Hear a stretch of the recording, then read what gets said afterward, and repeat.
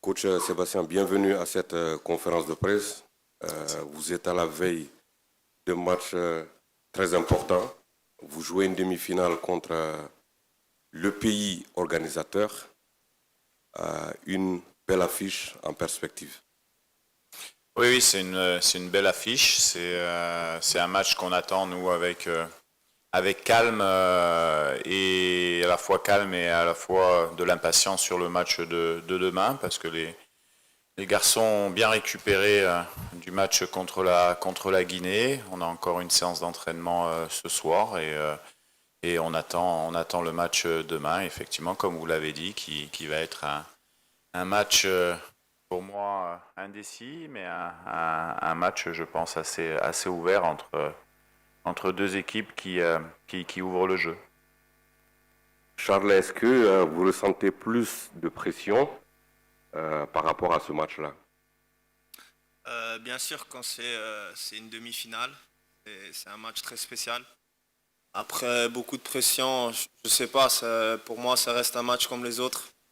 Et on aimerait faire le mieux dans tous les matchs et aussi dans ce match-là. Madame.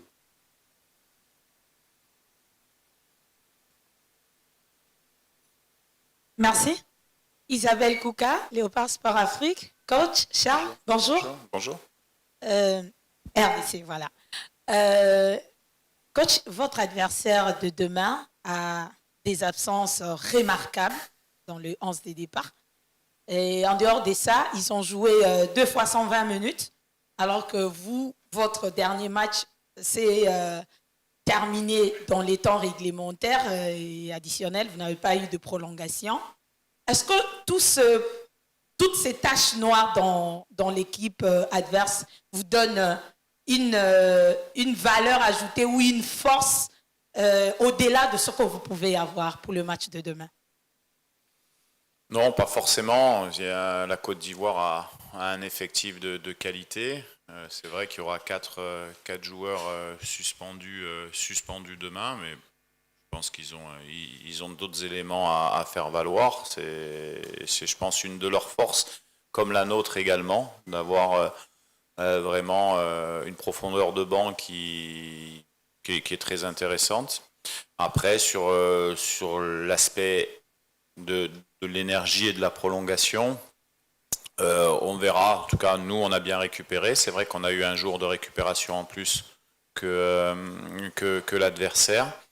C'est un des points qui peut peut-être jouer demain, mais ce qui va jouer demain, c'est la qualité du match que nous, on va faire, parce qu'on se préoccupe beaucoup plus de nous que de l'adversaire, même si on connaît bien sûr et qu'on a bien travaillé cet adversaire, mais nous, ce qui nous importe, c'est de se regarder, nous, de savoir qu'on a encore des points à améliorer et on veut profiter du match de demain pour encore montrer des choses plus intéressantes qu'on a déjà montrées sur les derniers matchs, même si c'était déjà pas mal. Coach, au milieu, Lassana Kamara. Coach, comment vous vivez cette CAN irréelle? Quand vous êtes nommé sélectionneur de la RDC, au début, l'équipe était en lambeaux. Vous avez réussi à recoller le morceau. Le début de la CAN a été difficile. Vous avez gagné votre premier match contre la Guinée. Comme la CAN, elle est folle, elle est irréversible, vous pensez que la RDC peut renverser la table? C'est vrai qu'on arrive de loin, puisque comme vous l'avez dit, quand je suis arrivé, il y avait eu les 2 premières défaites dans la phase de groupe qualificative.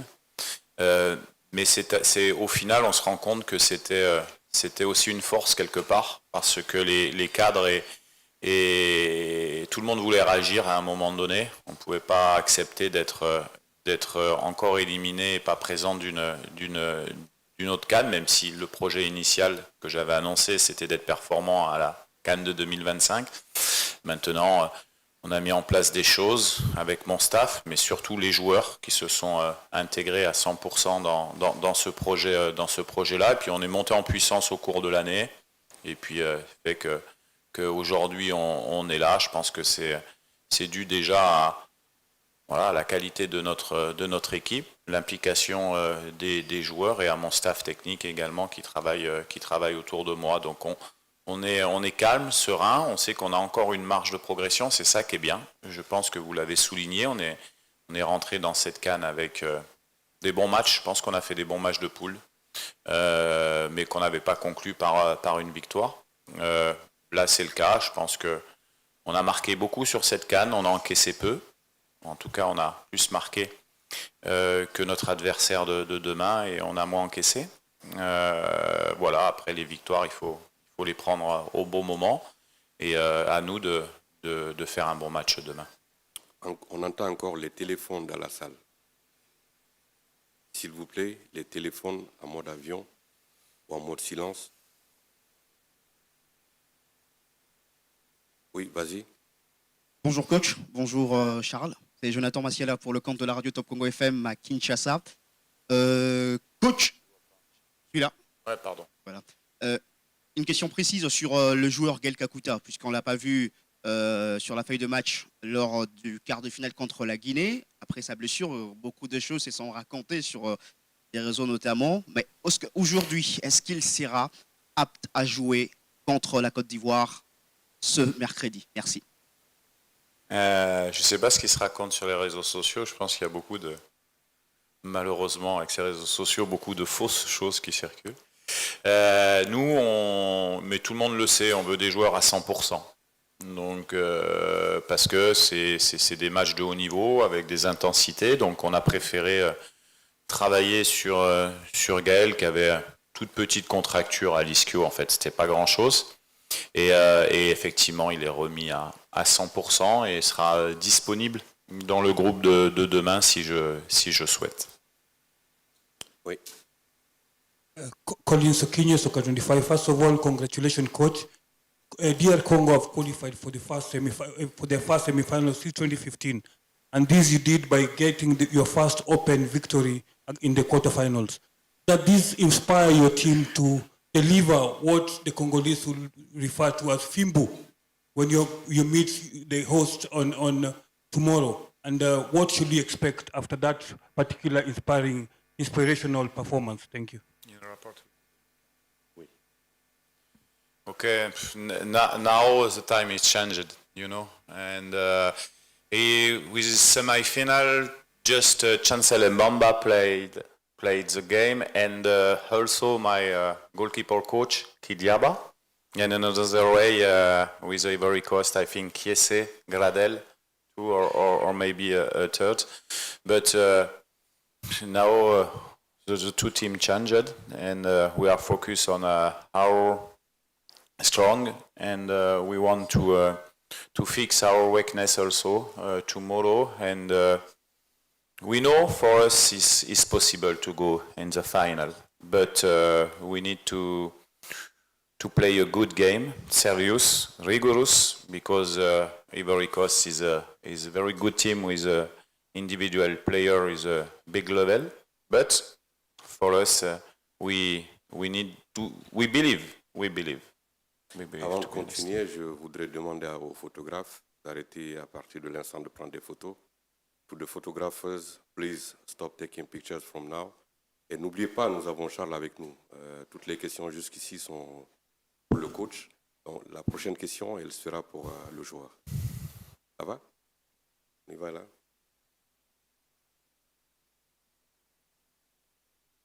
Bonjour Charles et félicitations jusque-là pour la prestation. Vous êtes à votre première CAN.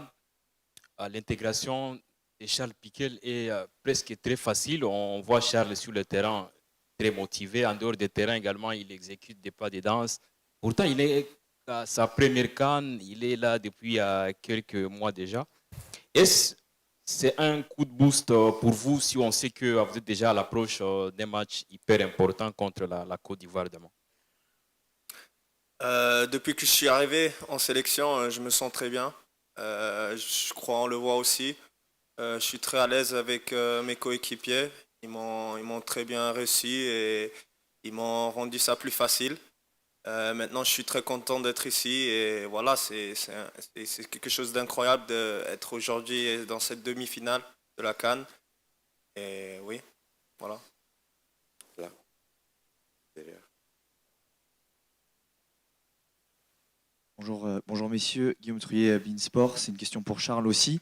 On a vu beaucoup de messages de la part de joueurs de la sélection sur la situation politique au pays.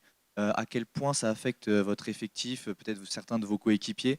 Et est-ce que c'est une motivation ou est-ce que c'est une source peut-être de tristesse ou ouais, c'est des choses difficiles à gérer pour vos joueurs? Bien sûr, on prend connaissance que qu'est-ce qui se passe sur l'Est. C'est quelque chose de très triste, ça vient proche aussi. Mais on est ici pour finir un travail et voilà, il faut se concentrer sur ce match. Bien sûr, c'est très triste ce qui se passe à l'Est du Congo. Et voilà, c'est aussi vous, les journalistes, qui peuvent nous aider et parler de ça. Ici devant. Devant, celui qui est devant. Merci. Emmanuel Robert Mahop, Média Sport Info, Canal 480 Douala Cameroun. Ma question s'adresse au coach qui connaît bien le Cameroun. Coach, on va un peu parler de l'irrationnel. La Côte d'Ivoire a perdu ses 2 derniers matchs dans son stade d'Ebimbe, les matchs de poule, j'entends pas.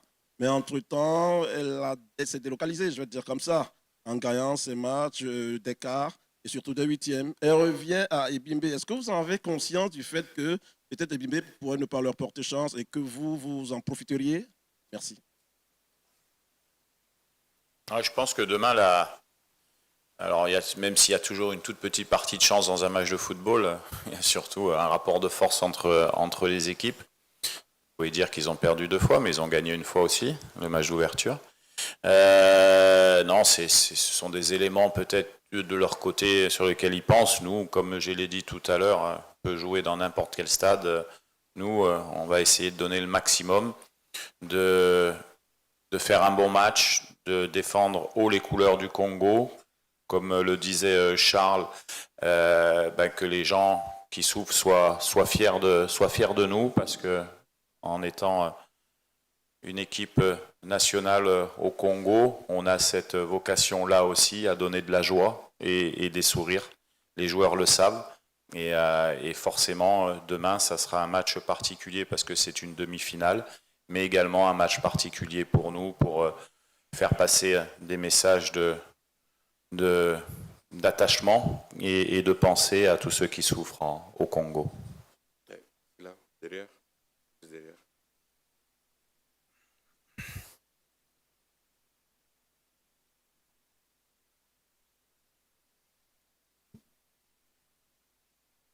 Moi, c'est Adoumel, journaliste Afrique Presse Côte d'Ivoire. Coach, nous nous retrouvons après l'épisode de San Pedro pour la 2e fois à Abidjan. Et coach, je voudrais savoir ce qui s'est passé dans votre tête au coup de sifflet final du match Côte d'Ivoire, Mali-Côte d'Ivoire. Et que vous devriez rencontrer la Côte d'Ivoire. Alors, qu'est-ce qui s'est passé dans ma tête? Bon, déjà, on a regardé ensemble. C'était agréable. On a trouvé que c'était un bon match avec une belle équipe du Mali, une très belle équipe de Côte d'Ivoire aussi, qui avait beaucoup de ressources. Après, nous, on attendait simplement notre adversaire pour se projeter un petit peu plus dans le match. Je suis forcément content de jouer la Côte d'Ivoire parce que pour moi, tout a commencé il y a 14 ans en Afrique à la SEC Mimosa. Mon capitaine était Michael Seri, qu'on devrait recroiser. Donc il y a des signes maintenant. Là, nous, ce qui va nous intéresser, c'est d'aller en finale. Comme je le disais dernièrement, on est en demi-finale et nous, on n'a pas envie d'entendre le message que c'est déjà bien et que quoi qu'il arrive, on aura fait une bonne canne. On est des compétiteurs, on veut aller en finale et on va tout faire pour, parce que sinon, ça sera une déception pour nous. Là, c'est monsieur Anouar, ici. Yes, good afternoon, Coach. Good afternoon. Clive Chaz is my name, from Uganda. 50 years since DR Congo played the final of the Africa Cup of Nations. How important is the game tomorrow in that you'll be making the final for the first time in 50 years?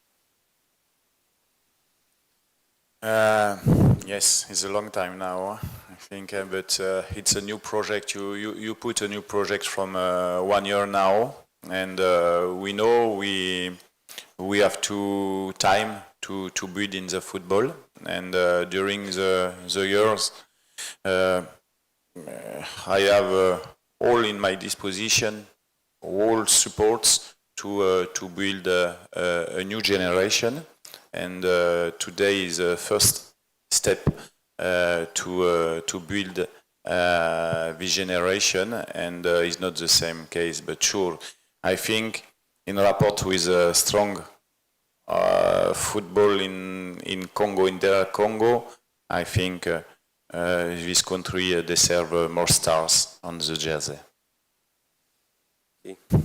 Good afternoon, Coach. Good afternoon, Charles. My question is to Charles Tawang from KEF Media. Charles, you'll be playing in front of a highly vocal Côte d'Ivoire crowd at the stadium. Is this something that you guys as the players are taking into consideration? Is it some sort of psychological effect that you are preparing for? No, I don't know. I think it will be a game like the other. It's a semi-final. We are ready to compete.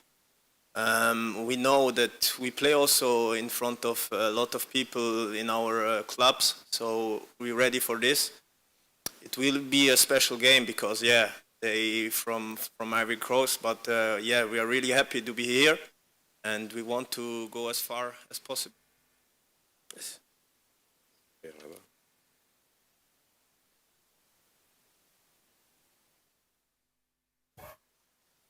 Coach, my name is Eric from the Star in Kenya. What's the pressure of facing the host Ivory Coast, considering how they have played so far? We can say probably some luck has come through for them. They're playing at home. The stadium will be full. We expect that.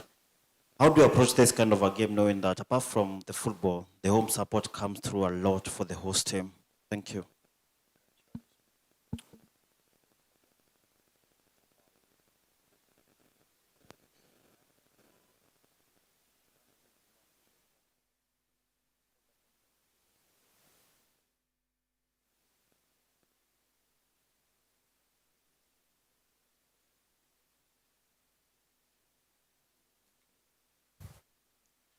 Okay, thank you. You are speedy in English. You are no. It's, for important for us is to be focused and unit between us, and we have.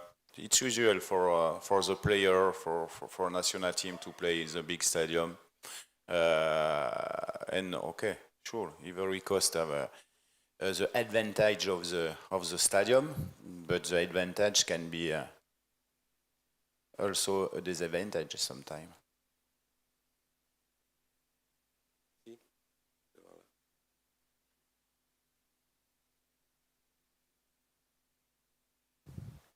Coach, my name is Mohamed Fajabari, a Sierra Leonean journalist. I want to know, you are playing against the host, Ivory Coast. A very difficult match. They have the 12th man, which is the crowd behind them. So how difficult is this match for you? How are you going to approach this particular game? Je pense qu'il a déjà répondu à cette question. Oh yes, but we and again and against time, we are focused on our football only. Believe me, you have some games principles, and to want to put this principle tomorrow. Tomorrow is DR Congo will play like a other game, calm, and we try to score, sure, but okay, we not want after the game regret something in this game. We will play this game 100%, okay, tactically clever, but we will open the game tomorrow. En chemise blanche derrière.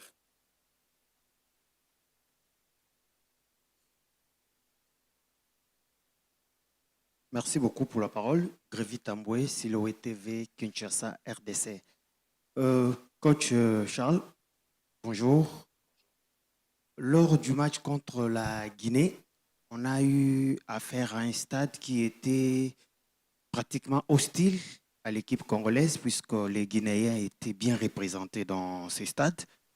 On a vu que la RDC a répondu face à cette hostilité sur terrain. Demain, face à la Côte d'Ivoire, j'espère que ça sera encore plus grave puisque le stade sera complètement hostile à cette équipe congolaise. Comment comptez-vous vous y prendre? C'est normal, déjà. C'est assez logique pour une équipe qui joue sa compétition à domicile. Nous, c'est une source de motivation. C'est une source de motivation. On est très content de jouer dans un stade avec énormément de public. Vous savez, après, il y a ce qui se passe autour, mais il y a surtout ce qui se passe sur le terrain. Et nous, on est focus sur les choses qu'on a à faire sur le terrain. Bonjour coach, c'est Genovic Mboa, Radio Top Congo en République démocratique du Congo. J'ai une petite question. Vous avez déjà utilisé 20 joueurs sur les 24 que vous avez donc amenés ici. 2 joueurs des champs et 2 gardiens n'ont pas encore disputé la moindre minute. Comment vous arrivez à gérer ce groupe et surtout ces joueurs qui n'ont pas encore goûté à cette 34e édition dans l'effectif? Merci. Mais ça, c'est quelque chose ça peut arriver. La preuve, ça arrive. C'est quelque chose qu'on anticipe dans les listes, parce que quand on reste 5 semaines, ça fera 5 semaines, voire un peu plus, avec le groupe en comprenant le stage de préparation. Quand on constitue une liste, c'est des choses qui sont importantes à réfléchir, à penser quand on choisit les joueurs. Et c'est une des raisons qui m'a fait on n'a pris que 24 joueurs au lieu de 27. C'est une de ces raisons. Et puis après, c'est l'état d'esprit. Mais ils le savent, quand ils viennent en sélection, quand on représente un pays, qui plus est le Congo, on perd tout statut. Et quand on vient, soit on joue titulaire, soit on est remplaçant, soit on joue pas, soit on joue à 2 minutes, soit on va en tribune. C'est comme ça, c'est la règle. Donc du moment où les joueurs acceptent cette sélection, ils savent les règles, et tout le monde est là. Après, un joueur, il a envie de jouer, c'est une évidence. Et comme je leur explique, c'est d'être au service de l'équipe d'abord, et puis certains d'ailleurs, et les cadres nous aident bien là-dessus, parce que quand ils se mettent nous, il n'y a pas d'étoile au-dessus des joueurs. Même les grands joueurs qui jouent dans les grands clubs qu'on a à l'heure actuelle avec nous, et vous savez de qui je veux parler, perdent ce statut-là et se mettent au même niveau que les autres. Et c'est ça la clé de notre réussite, c'est l'unité et l'humilité. Et ça, on doit garder ça. Bonjour coach, par ici, vers le fond, par là, je lève haut mon bras, Karim Baldé. Pour l'agence Perform. Justement, c'est un peu la transition avec la fin de votre remarque précédente. J'avais une question sur Cédric Bakambu. L'attaque congolaise marche bien depuis le début de cette compétition. On a vu Anouissa, on a vu d'autres joueurs notamment performer, mais Cédric Bakambu n'a pas encore marqué. Dans quel état d'esprit est-il? Est-ce qu'il n'est pas un peu peut-être légèrement frustré par le fait de ne pas avoir encore marqué depuis le début de la compétition? Un attaquant, forcément, je pense qu'il aurait aimé marquer que pas marquer, mais ça va aussi dans le sens de ce que je viens de dire. Il y a un plan de jeu qui est mis en place, qui est collectif. Il n'est pas fait pour un seul joueur aussi.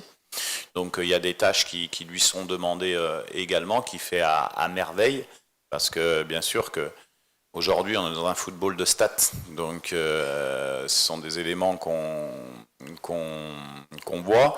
Nous, en tant que techniciens, on voit l'équilibre qu'on a dans nos matchs, l'équilibre défensif ou offensif. Et puis, on peut prendre, par exemple, l'action de la Zambie. Il ne marque pas, mais s'il ne déclenche pas, il n'y a rien qui se passe. Et tout le monde, d'ailleurs, sur cette action-là.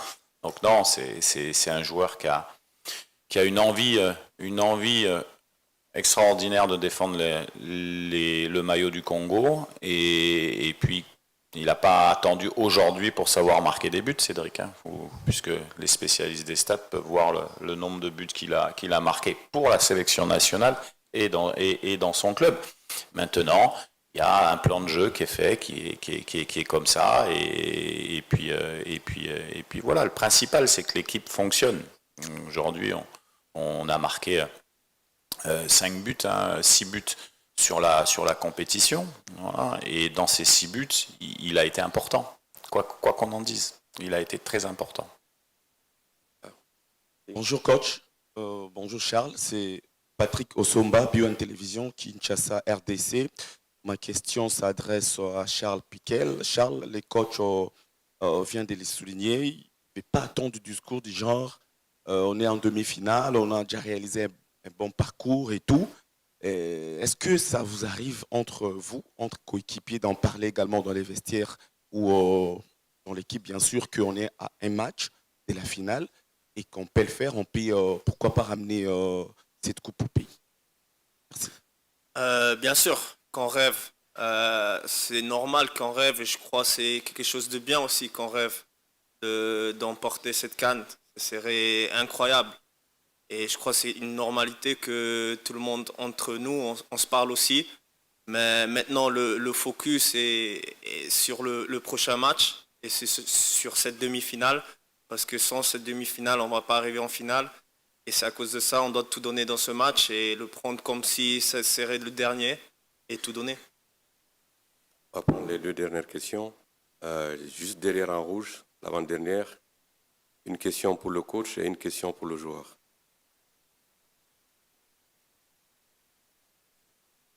Thank you very much. Durel Batinga, Dash TV, Douala, Cameroon. A question goes to the coach. Coach Sebastian, I'll go to the side of history.